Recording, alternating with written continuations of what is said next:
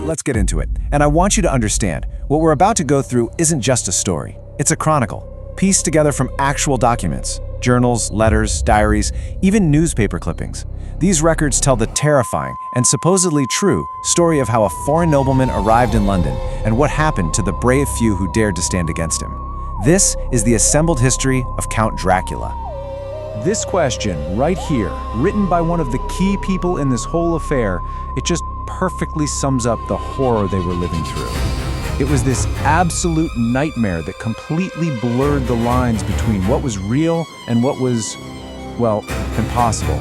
It forced these very modern, very rational people to face a kind of darkness they thought only existed in old, scary stories.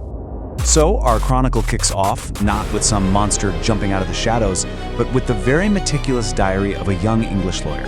His name is Jonathan Harker, and he's just been sent on a business trip to what was then the farthest, most remote edge of Europe. And you can literally see in his journal, with every entry, he's moving further and further away from his world and deeper into something else entirely. He even notes the feeling of, quote, leaving the West and entering the East. He'd read that this was a land where every known superstition in the world is gathered into the horseshoe of the Carpathians. And boy, was he about to find out how true that was. Now this is where it gets really strange. Harker, he's a man of logic, a man of business. But the local people he meets are just gripped by sheer terror.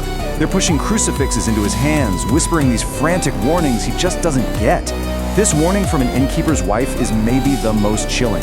She is begging him not to travel on this one specific night, a night when all evil is supposed to run wild. And him? Of course, he just brushes it off as local folklore. So at first, the Count seems like the perfect host. A little weird, sure, but perfectly polite. But that feeling of unease just keeps growing for Harker. And then he makes a truly horrifying discovery.